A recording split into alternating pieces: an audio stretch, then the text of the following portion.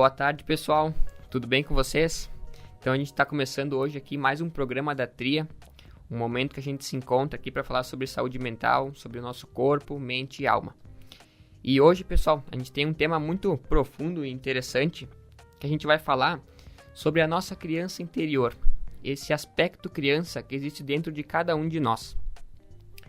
E para esse programa tão especial, convidei além de muito amigo meu, um grande mestre, uma grande pessoa que eu considero muito na minha vida, que me ajudou muito profundamente, que é o Francisco de Bastiani. O Chico é um terapeuta, uma abordagem mais espiritual, uma abordagem mais holística. E para a gente começar esse nosso debate profundo hoje, né, Chico? Obrigado, querido. Eu gostaria de trazer a ideia de que nosso mestre, um grande cara sensacional, chamado Jesus, que viveu aqui no nosso planeta. Boa referência, né? Diz que o medo mais profundo do ser humano, o medo mais profundo de todos nós humanos, o maior dos nossos medos, é o medo da gente de se sentir separado de um todo, o medo da gente se sentir abandonado, o medo da gente ser rejeitado pela vida, o medo de alguma forma de a gente estar sozinho, a gente estar separado de um mundo, de um todo maior. Em outras palavras, o medo do desamor. Chico, como é que esse medo nasce dentro de nós e por que ele é tão profundo assim? Excelente, né?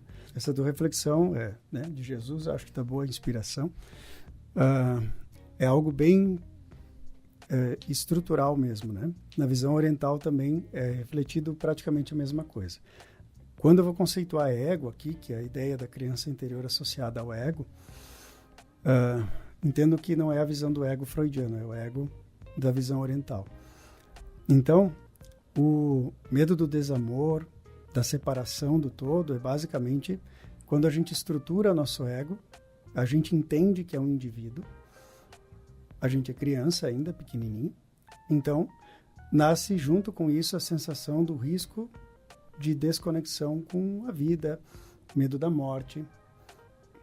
Nossa estrutura individual, quando é estruturada ali de pequenininho, ela ainda tem a projeção do pai e da mãe como segurança.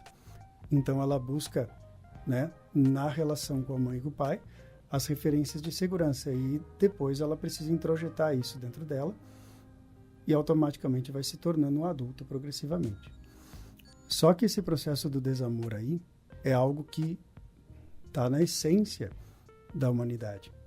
Então, é algo que, se tu for pegar escritos muito antigos, já está lá, né? Upanishads, Vedas, esse é um processo que sempre ocorreu e é mais contemporâneo do que nunca. Então, a gente precisa realmente encontrar dentro de nós esse equilíbrio e a gente precisa entender que existe uma dissociação entre nossa consciência, nosso eu adulto, aí tem vários conceitos que daria para a gente trabalhar, mas vamos pensar só dois para não dar confusão, e a nossa criança interior. Então, quando a gente olha para a criança interior, a gente, como adulto, a gente vai sempre enxergar ela. Digamos que você imagine agora, tá? Feche os olhos e imagine que você está falando com sua criança interior. Imagine como é que ela está lá dentro. Onde ela estaria. Em algum ponto, se você tiver essa reflexão e você tiver reprimido coisas na infância, reprimido coisas no hoje, não estruturado bem essa conexão com o todo, o que é difícil para a nossa sociedade de hoje, as culturas mais antigas tinham um pouco mais de preparo para isso, a gente acaba vendo que a nossa criança carrega sensações, a gente carrega no nosso corpo, que vai gerando doenças e desequilíbrios,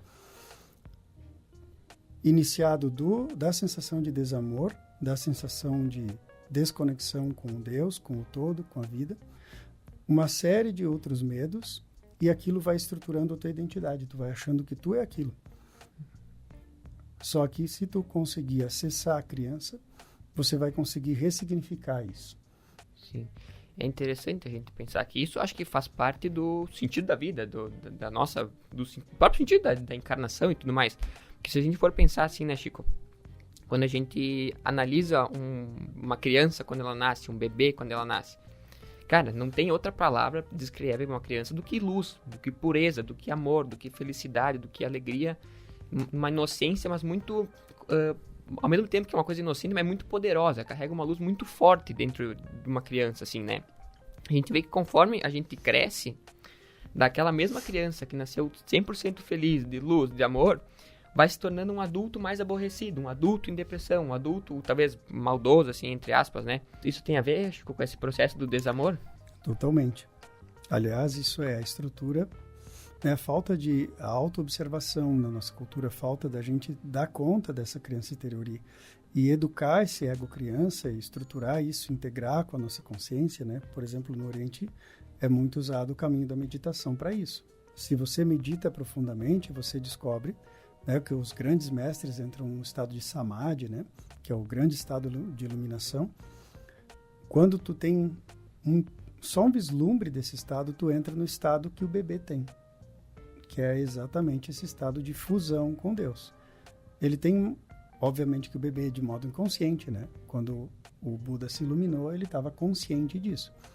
Mas esse estado de fusão é um estado de segurança profundo. Por isso que é tão poderoso, né? O bebezinho, ele transmite uma alegria tão convincente que o ego adulto olha para aquilo, o ego, né, do pai, da mãe, de quem está convivendo, ele vai botar o dedo na tomada tranquilo, absoluto. Só que é ali que ele estrutura seu ego, sua identidade individual. Esse é o grande paradoxo da encarnação, né? A gente precisa se esquecer que é inseparável de Deus para acordar o nosso ego, estruturar ele, educar a criança interior, estabelecer e depois transcender para chegar no estado que o bebê estava, só que consciente. Agora, na transição planetária, cósmica que a gente está passando, esses processos vão se acelerar muito. Ah, mas como que vão se acelerar? Espontaneamente. A própria energia cósmica, né, que está nos envolvendo vai fazer esse movimento. Para quem está disponível para essa compreensão, como quem nos ouve aqui, sem dúvida, isso já é uma percepção notória. Tem perversões e desequilíbrios sociais e coletivos que estão piorando para quem não nutre esse compromisso de cuidar da criança interior, e para quem nutre vai ter muito mais facilidade de compreender essa inseparabilidade. Mas isso vai exigir de nós responsabilidade de cuidar dessa criança. Então, só fechando o raciocínio dessa perfeição que a criança traz, essa absolutez, essa pureza, na verdade, é o estado de sabedoria do divino que somos em essência. Então, ela está acessando tudo isso. E a gente precisa, então, digamos que o bebê seria o pequeno Buda. Ele é iluminado, mas não tem consciência do potencial todo. Quando nós, então, nos desiluminamos, nos estruturamos, educamos a nossa criança interior, depois a gente se ilumina.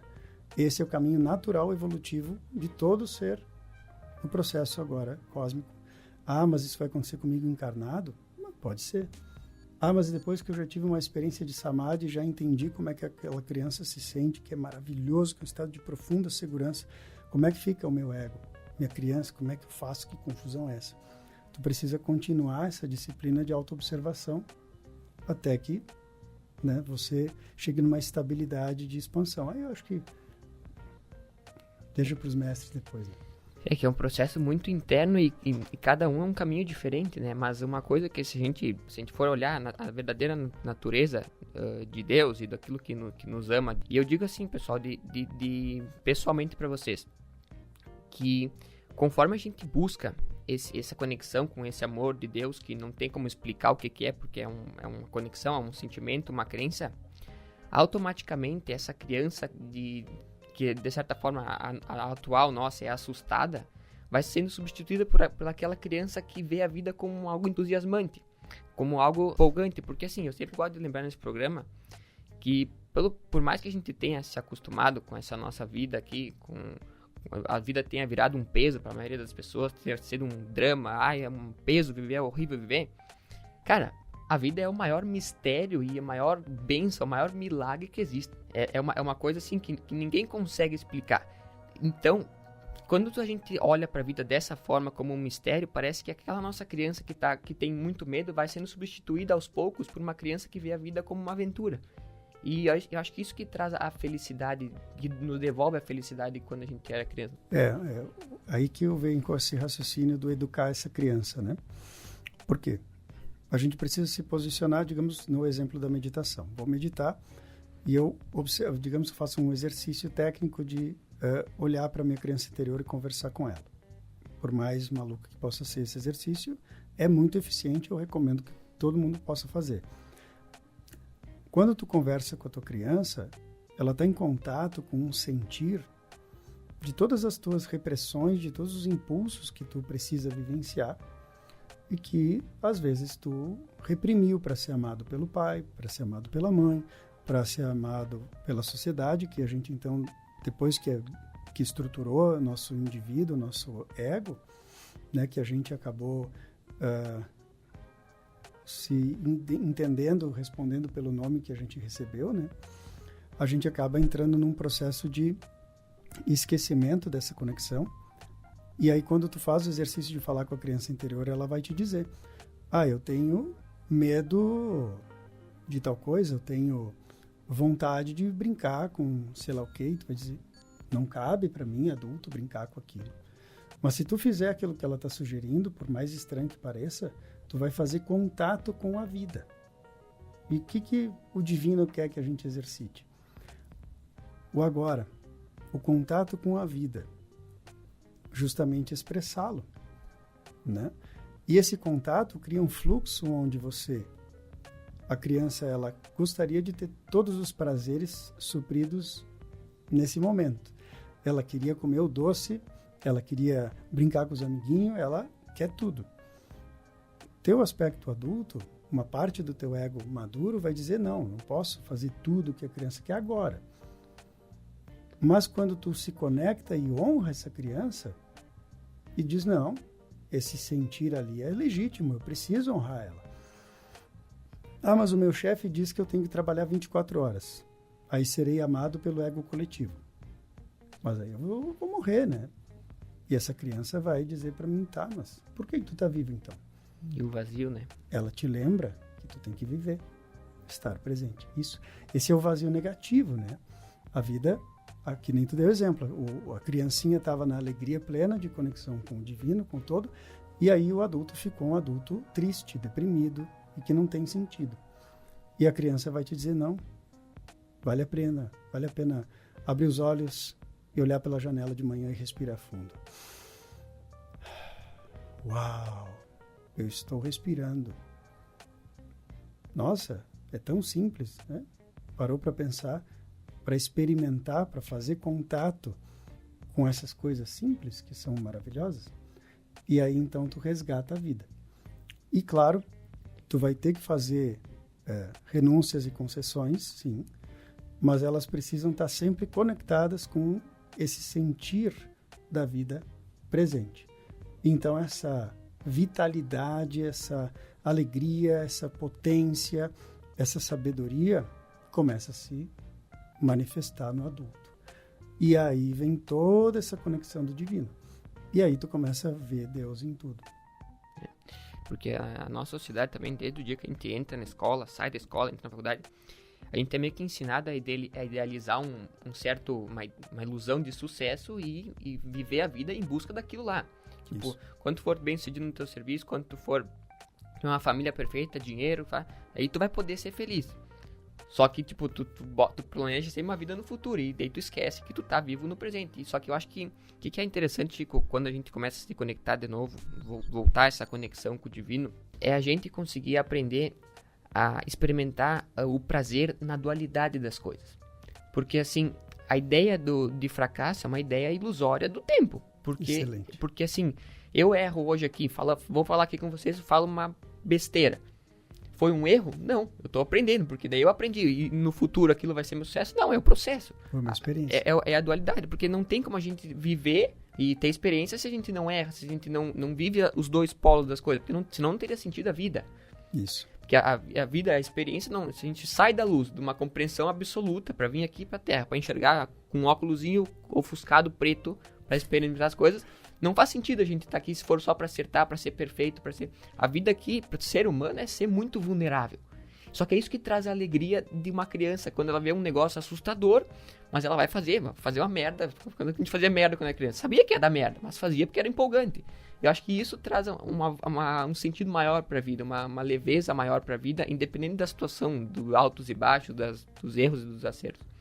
Excelente isso que tu traz, né? A lei da impermanência, né? A gente reencarna e precisa desenvolver, transcender através dos contrastes de opostos, a dualidade. Então, a gente estrutura a nossa conexão com... A gente vê primeiro, quando tu nasceu, tu viu Deus onde? Pai e mãe, dualidade. E aí fora de ti. Então, essa é a grande sacada, né? Tu depois precisa trazer para dentro o pai e a mãe e introjetar toda essa dualidade dentro de ti e conseguir viver na dualidade, entendendo que a perfeição, ela não é essa projeção fantasiosa do ego, que aí eu diria que é uma condição do ego doente, que é justamente essa condição de que eu vou, como tu falou da sociedade, né? Eu vou ter aquela vida perfeita lá um dia, quem sabe. Aquele sucesso, esse sucesso é falso, é frágil, porque ele está polarizado, direcionado numa ideia onde não há essa dualidade.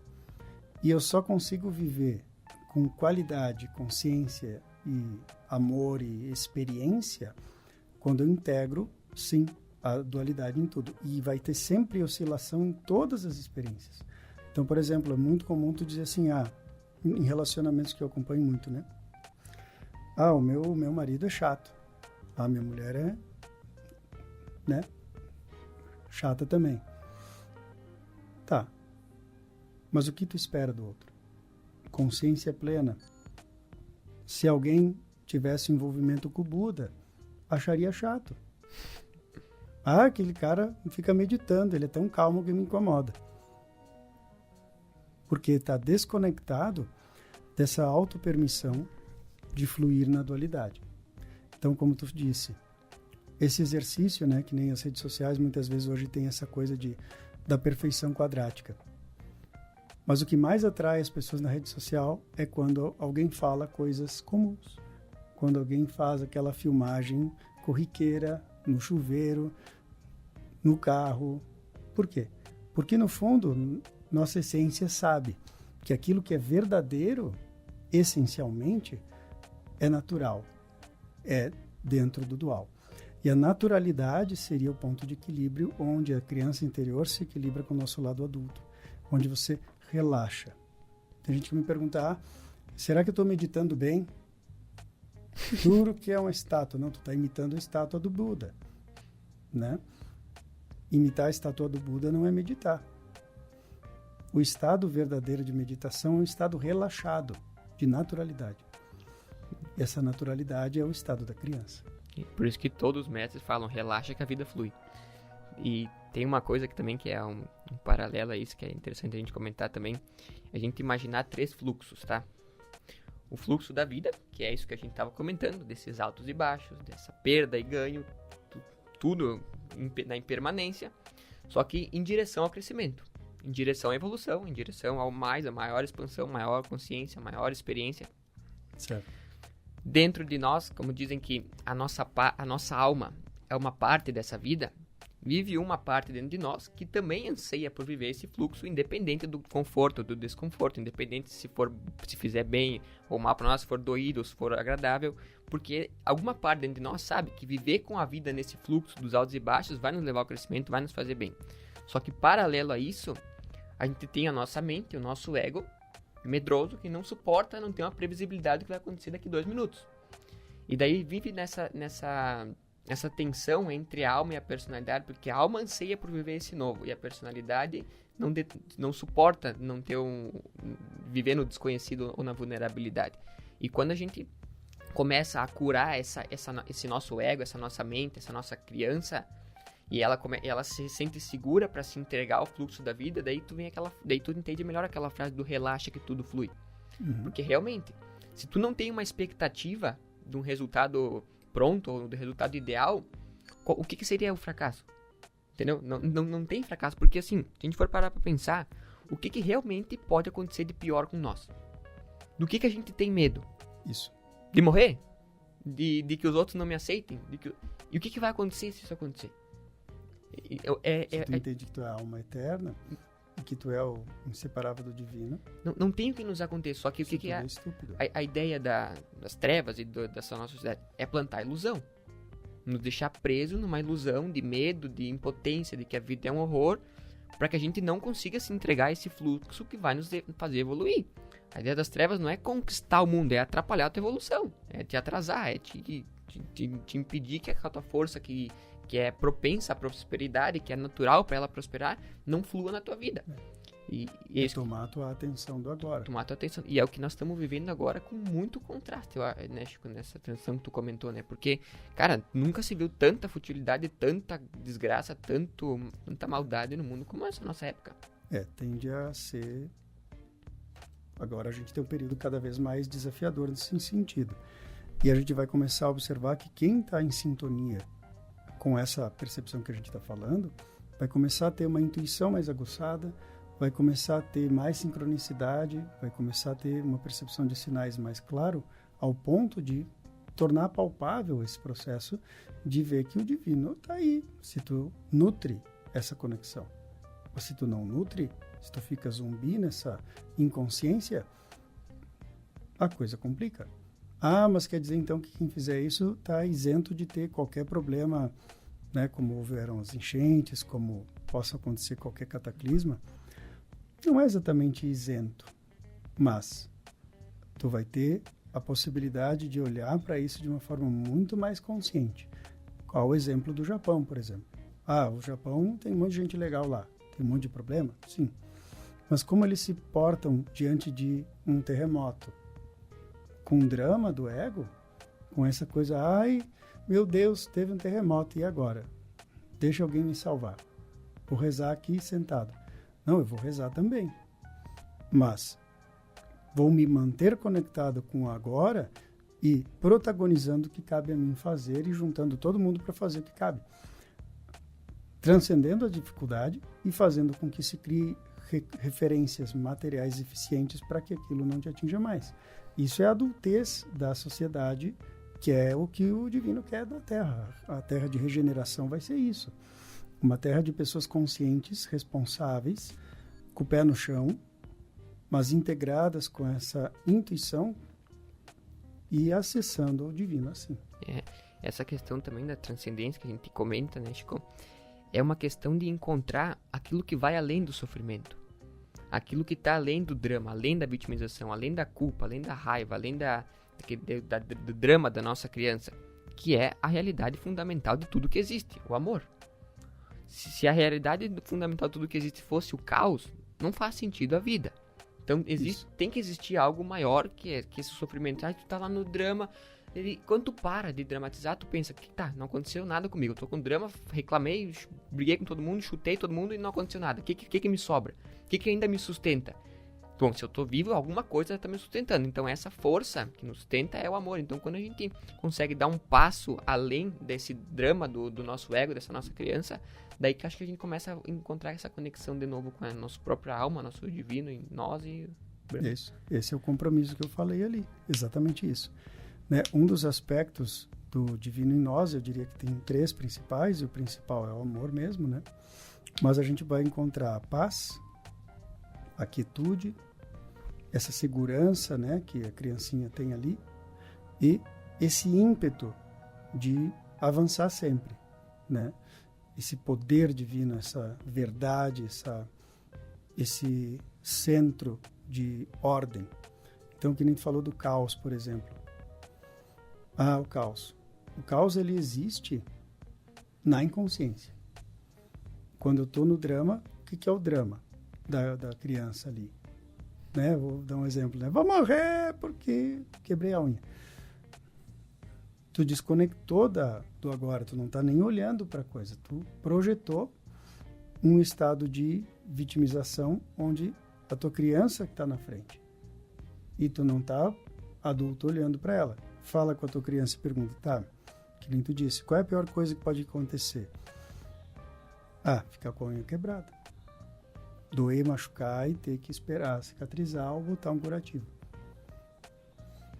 Então, teu centro volta e tu vê que essa sustentação está sempre ali mesmo. Só que isso exige responsabilidade de puxar de volta. Isso não tem como comprar na farmácia, como pedir que alguém faça por você. Esse nível de responsabilidade interna não adianta procurar com o seu psicólogo, com o seu terapeuta, com o seu par. É teu. É contigo. Eu acho que é a maior prova de amor que a gente pode dar para as pessoas que a gente ama e para o mundo ao redor, porque assim, é muito mais fácil a gente estar com desconforto emocional, com problemas internos e culpar o mundo por isso e xingar todo mundo e ser uma pessoa amarga com todo mundo, do que segurar o desconforto, porque quando tu olha para dentro de si e tu segura esse desconforto, inicialmente vem um desespero, né, Chico? Isso aí. Tu se sente, que volta aquela questão de a gente se sentir sozinho. O que eu faço com a minha dor? Não tenho ninguém para lidar. Então, a gente conseguir, de certa forma, segurar esse desconforto e, de alguma forma, transcender isso, que cada um vai ter o seu caminho principal. Não adianta a gente falar, pensa nisso que vai... Não, a gente encontra recursos internamente individuais, né? Porque não tem. Então, eu acho que isso é a responsabilidade que a gente vai ter que assumir daqui pra frente, que a gente comentou, né? Porque isso é o amor. É a prova de amor que a gente pode dar pra nós e pros outros. E essa é a âncora dessa extensão de rede de sabedoria para que todos possam se lembrar que esse acesso ao divino está em todo mundo, dentro de cada um. Até vou sugerir para o pessoal fazer um exercício, né? Que é bem isso que tu disse. Um exercício bem simples, que é um conceito dos mestres orientais bem antigo, que é assim. Tu tá no drama. Tu não consegue sair, observando o quê? Estados graves de depressão, estados de pensamento suicida, coisa assim, procure seu psiquiatra imediatamente. Ok? Tirando situações assim muito extremas, estou muito aflito há muito tempo, tem uma situação que eu não consigo resolver, aquilo está ruim e eu não consigo deixar de ficar ruim, apesar de qualquer coisa. Então você vai fazer contato com isso, com essa sensação, observar em que parte do corpo ela predomina. Em geral vai ser garganta, peito, estômago, mas ok, que seja no dedão do pé. Você vai observar onde é a sede corporal desse estado de angústia, de mal-estar, e você vai sentir que ele se expande em todo o corpo, faz ele se espalhar, experimenta ele intensamente, explora ele, olha para o problema, mergulha no drama, vai fundo nele. Por quê? Porque o mecanismo do ego disfuncional é que, se você se mantém semiconsciente ou inconsciente desse mal-estar, ele continua sendo nutrido. Se você mergulhar nisso e ficar atento, ele irá dissolver. É imediato. Testem, experimentem. Caso alguém não obtenha um resultado como esse, faz novamente até que isso esgote, porque às vezes falta tanto tempo que tu está com aquilo ali, aquela meleca que eu gosto de falar, que você não deu tempo para esgotar tudo. Mas se você esgotar toda a sensação, olhar, ela começa a ceder. E provavelmente 99% de quem está nos ouvindo aqui vai fazer isso e vai sentir alívio imediato. Em questão de 30 segundos, 1 minuto no máximo. Por quê? A luz da consciência, a nossa atenção, por isso que a nossa atenção é a grande moeda hoje em dia, ela dissolve a ilusão, a inconsciência. É aí o poder de Deus.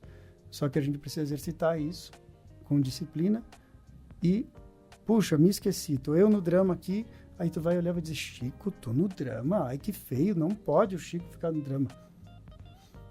Impermanência. Estamos todos sujeitos. Aquilo que falou do erro, né? O Chico tá errando agora. Chico, lembra do método aquele que tu falou pro pessoal? Tá.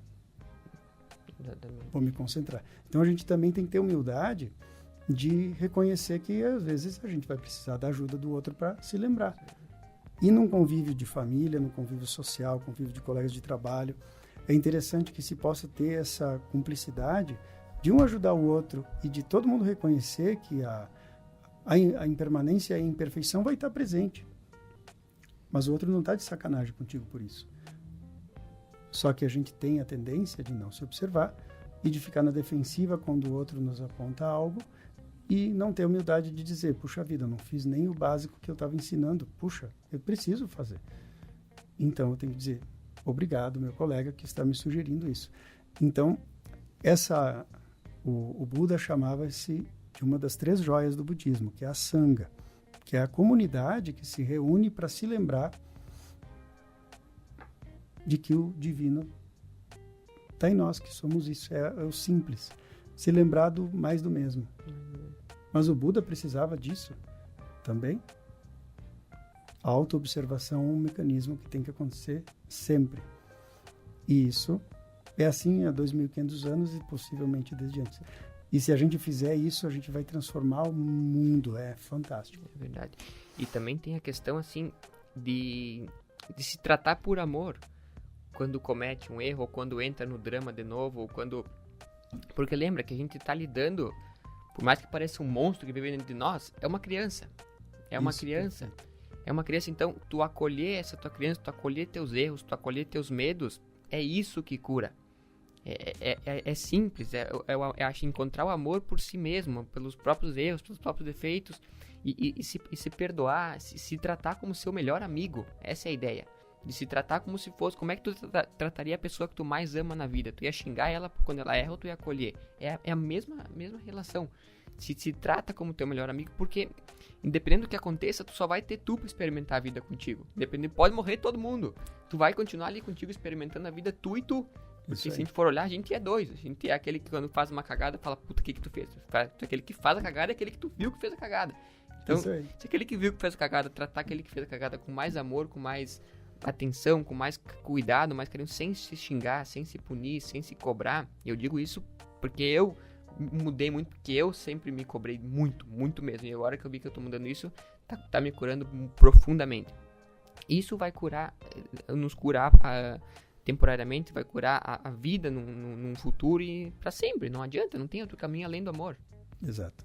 Eu vou dar um exemplo de uma situação, né, de um espírito que eu conversei, que ficou muito tempo no umbral e conseguiu não ser perseguido, mas pelos inimigos. E aí, ele se escondeu, né, vai saber, num canto lá. Ele não morria mais, né? Era um espírito. E ele estava com uma aflição muito grande. E ele estava naquela situação há muito tempo já. E ele queria se livrar daquilo, mas tinha muito medo de voltar a ser perseguido. E ficava lá, parado. Não se sabe quanto tempo ele levou ali. E ali ele precisou tomar essa consciência. Puxa vida, eu sei que eu morri. Eu devo estar no inferno, no umbral, sei lá o nome que se dê para isso. Eu sinto uma solidão tremenda. Só que ele se deu conta que ele não estava olhando para a solidão. Não estava fazendo contato legítimo. E quando ele fez contato legítimo com aquela situação toda que ele estava vivendo, que era essa solidão, ele relaxou. E quando ele relaxou naquilo, disse, ok, eu vou ficar aqui um tempo. Quieto. Fazer o quê? Ele aceitou. Naquele instante que ele soltou, que ele aceitou, ele ficou no agora, em conexão com o divino que estava dentro dele, que é ele. Então ele relata que daí ele viu um clarão e viu um mentor. E aquilo ofuscou ele. E ele começou a ver a silhueta do mentor um pouquinho depois. E aí sentiu uma familiaridade com aquele mentor. E aí ele falou para o mentor que ficou feliz em vê-lo e que aquela luz estava muito forte. E o mentor disse, agradeça, essa luz é sua. Você sempre foi o divino, ou algo assim, não lembro exatamente a frase, mas essa luz é o divino em nós, mesmo no pior dos lugares. Então ele foi resgatado quando ele se resgatou, quando ele se permitiu soltar. Então entenda que esse é um relato de uma condição, né? Quem se identifica com esse ponto de vista de falar com espíritos, que é o meu caso, entenda que isso é um fato. Pode acontecer com qualquer um. Mas, muitas vezes, nós estamos no umbral aqui, em nós. E o nosso Salvador está dentro de nós. A gente precisa só permitir. É só um estado de entrega. Que a vida flui, que nem tu disse. A vida flui.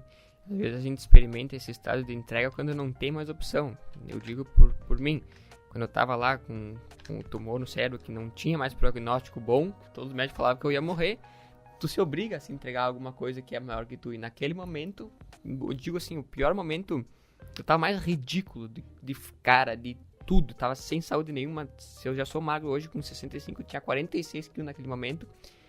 E no que eu acordei na cirurgia, que foi nesse momento de conexão, foi o momento mais especial que eu já tive na vida. Que é um momento que nada descreve aquilo lá, de um amor, uma sensação de fazer parte de alguma coisa, que alguma coisa me amava, que não tem. Que literalmente tu experimenta quando tu se entrega. E até hoje eu busco se entregar daquela forma, né? Porque agora meu ego já voltou no controle e ele complica um pouco, mas é isso que é especial e que a gente... Bom, nós estamos aqui, Chico, nós, todos os bilhões de pessoas que existem no mundo, estamos na mesma jornada, no mesmo caminho. Exato. Nós somos todos iguais, nós se esquecemos das mesmas coisas e estamos aqui para se lembrar juntos das mesmas coisas. E eu acho que a gente compartilhar as coisas com mais humildade, com mais amor, com mais amor uns com os outros, sem mentira, sem se levar para querer vender uma coisa. Compartilhar as coisas com o coração mesmo, isso vai curar a gente internamente, porque não é nem o que a gente fala, mas é tu sentir o outro sendo honesto contigo, isso conecta. Isso, porque Jesus diz, a cabeça separa, mas o coração conecta. Quando tu expressa o coração, tu conecta uns com os outros e isso cura nosso planeta, nossa sociedade, tudo. Né? Perfeito. Um parêntese sobre essa questão das pessoas que agem pelo falso, pela ganância, pela dominação, pela perversão. Todo mecanismo assim é um mecanismo derivado dessa criança ferida, onde ela se sente tão desconectada do amor que ela entende que ela precisa tomar do outro. O que ela quer, no fundo, tomar do outro? O amor. Ela não sabe, não se deu conta que está nela. Que não tem que tomar do outro. Basta que ela relaxe e flua que o outro vai dar o amor e ela vai ter amor para dar. Então, quando a gente faz contato com perversões assim, nosso ego, às vezes, né, tende a ser hostil. A gente precisa ser atento, claro. Mas essa ambivalência, essa dicotomia, quanto mais a expansão de consciência coletiva vai acontecer, mais essa dicotomia não tem como existir. Como quando tu desencarna, tu vai pro astral, nesse nível ali, todo mundo fala por telepatia. Se tu estiver pensando uma coisa, falando outra, todo mundo vai ver. Daqui para frente, de alguma maneira, vai ser semelhante. E aí, então, essa dicotomia é, no fundo, esse desamor que a gente, né, que tu trouxe no início. E no momento que tu coloca amor a isso, tu pode ficar atento, se defender da situação desonesta, perigosa, observar que o outro tem consciente, mas tu emanou amor, né, como tem 1000 técnicas, direcionou a amorosidade, manteve a atenção, alguma coisa benéfica vai causar ali. Ah, vai demorar? Pode ser, mas teu trânsito naquele ambiente, teu trânsito não vai ser obstruído, porque você está lembrando que você está fluindo no divino. A inconsciência vai sempre ceder à luz divina, porque ela é a sombra. A luz não bate na sombra. A sombra só desaparece na presença da luz. Exatamente. Uma coisa também que a gente, para entender, e às vezes até para questão de autoestima, assim, que, claro, não adianta, tem muita influência negativa, muita coisa de ilusão que vai nos balançar, mas sempre que a gente faz o bem para alguém e manda um amor para alguém, a nossa mente busca ver, tipo, querer um reconhecimento ou uma prova de que aquilo funcionou. Só que isso não existe, porque o amor, ele cura silenciosamente, né? Então a gente conseguir se parabenizar e buscar esse reconhecimento dentro de nós. De poder ver, cara, falar assim pra tua criança, cara, parabéns, eu tenho orgulho de ti porque eu vejo a honestidade que tem no teu coração. E isso também vai curar essa nossa criança que busca sempre o reconhecimento fora de si mesma, né? Excelente exercício, excelente exemplo. Se a gente fizesse esses exercícios de autoelogio, né, de fazer uma comunicação mesmo com a nossa criança interior e trabalhar esse positivismo e essa amorosidade e nos presentear com experiências conscientes de presença. Estou com meus filhos. Uau, meu filho está aqui comigo. Que óbvio. Mas para observar a diferença. De tu parar e olhar, meu filho está na minha frente. Uau.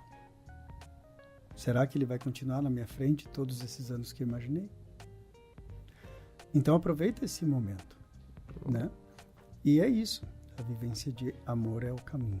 Porque assim, que nem a gente tá falando aqui hoje, uma conversa, pode ser a nossa última conversa, cara. Pode ser que um de nós saia aqui... Pelo menos encarnado, sim. Cai uma placa na cabeça de um de nós e acabou, entendeu? Porque por mais que a vida seja eterna, essa encarnação, acumulou nessa cara aqui, nesse corpo aqui, é uma só. É uma só e só esse momento. É um curto espaço entre o passado e o futuro, que é o momento presente. Então, por isso que quando a gente traz atenção para esse divino, a gente sente esse amor tudo. Porque tu vê a grandeza que é a vida, a grandeza que é esse momento, né? E eu diria que um dos grandes exercícios que o divino criou para nós, enquanto a gente está numa fase de infantilidade evolutiva na Terra, é a morte. A morte, ela é justamente o extremo da dualidade que nos faz resgatar o valor do agora. Por quê?